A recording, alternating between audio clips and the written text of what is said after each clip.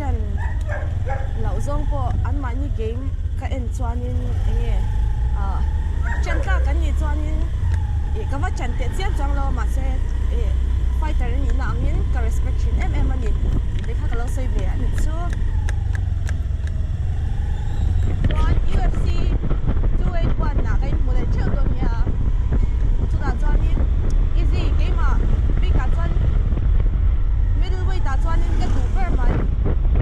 easy Israel Adesanya Israel the last style bender Adesanya and fight dona ก็บอกจูin bet เลยตัวนี้ชวนอามาก็เบ็ดคุยส่งแต่พอชวนอามาก็เลยเบ็ดคุยง่ายแล้วแต่พอก็เราส่งได้แค่เจ้าไม่ต้องกดได้กันฮะงั้นเบ็ดเลยตัวนี้ November ช้าก็นี่หมดเลยตัวนี้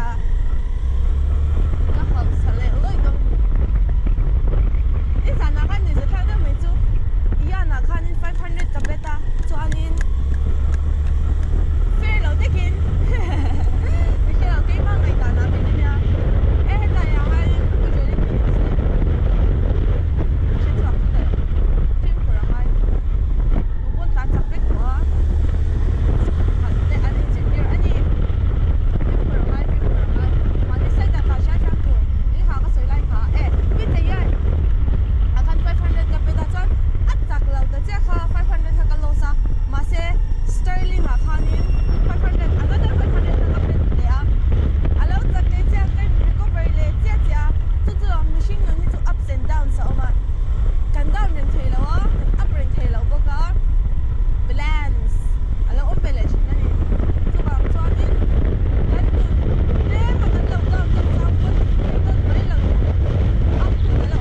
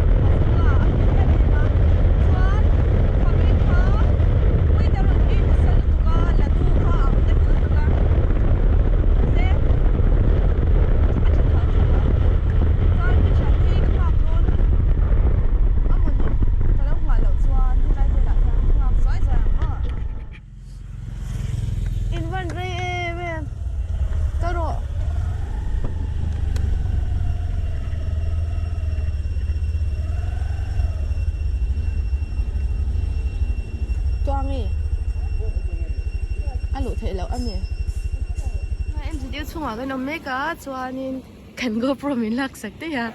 phone nó cover mấy người à chán pui ông bố cá chán uvi nó đào mà toang đi đào ông bố cá thì hắn chán là đón bố cá cho nên cái mà cho cần là về đâu nữa đó toang đi tụi nó tìm mấy cả hắn reels tê short tê in a sense short video cần xem cái ring book chán hay mình rồi handle thu mà hắn 6 months anh hong chúng mình cho cần nong man về nang cần 6 months đó nem kha pui examine nang ma poi chalao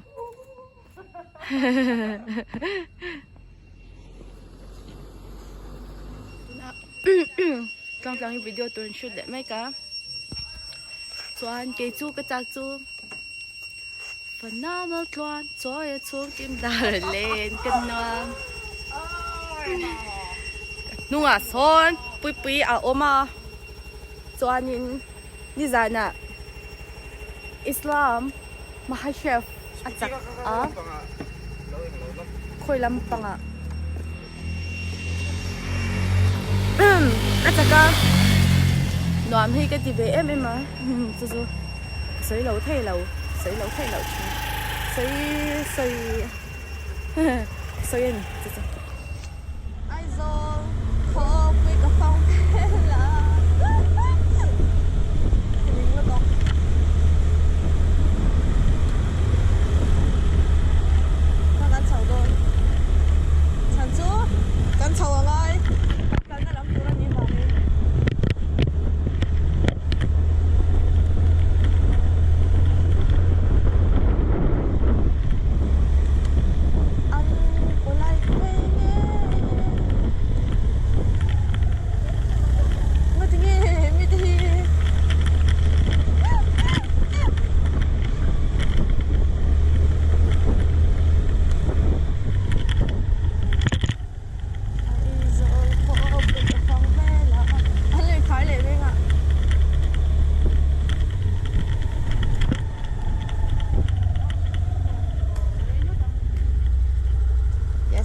khen về thế ta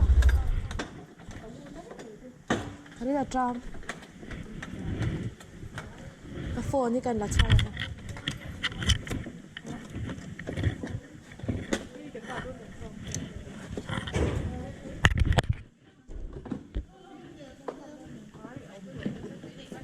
this is my quán xia